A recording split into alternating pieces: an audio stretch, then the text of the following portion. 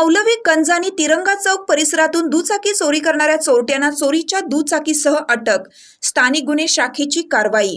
दुचाकी चोरी करणाऱ्या 2 चोरट्यांना धुळे स्थानिक गुन्हे शाखेच्या पथकाने तिरंगा चौक आणि मौलवी गंज परिसरातून अटक केली. त्यांच्याकडून 4,30,000 रुपये किमतीच्या 10 दुचाकी जप्त करण्यात आल्यात. कपिल अहमद, शकील अहमद अन्सारी, तौसिफ शेख गुलाम मोहम्मद अशी अटक केलेल्या संशयित आरोपींची नावे आहेत. पोलीस अधीक्षक श्रीकांत धिवरे यांनी दिलेल्या माहितीनुसार धुळे स्थानिक गुन्हे शाखेचे पोलीस निरीक्षक दत्तात्रय शिंदे यांच्या पथकाने गुप्त माहितीच्या आधारे 2 संशयित आरोपींना 10 दुचाकीसह ताब्यात घेतलं.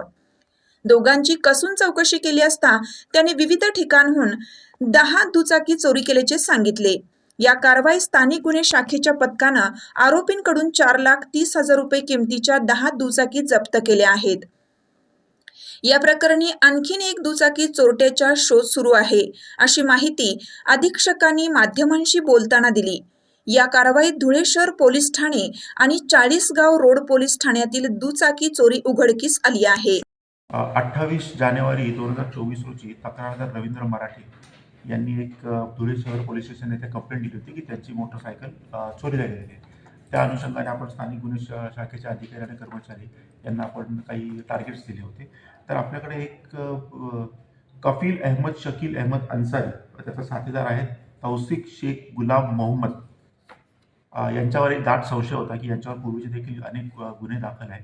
त्यांना आपण झिरोइंग केल्यानंतर त्यांनी तब्बल 10 मोटरसायकल्स आपल्याला चोरीचा माल काढून दिलेला आहे आणि जवळजवळ 4,30,000चा मुद्देमाल आपण जप्त केलेला आहे. तर सध्या तरी आम्ही व्हेरीफाय केल्याप्रमाणे धुळे शहर येथील 2 आणि 40गाव रोड येथील 1 अशी स्प्लेंडर, फॅशन प्रो आणि आणखी एक स्प्लेंडर अशा वाहनांचं आता सध्या डिटेक्शन आहे. 7 मोटरसायकल्स आपण व्हेरीफाय करत आहोत की ते कुठल्या आहेत किंवा कुठून आलेल्या आहेत, तर त्याच्यामध्ये काही मॉडिफिकेशन वगैरे काय केलेलं आहे का नंबर्समध्ये वगैरे, हे आपण आता व्हेरीफाय करत आहोत. आणि एक जो आरोपी आहे, त्याचं नाव मी मुद्दामून सांगत नाही, तो फरार आहे.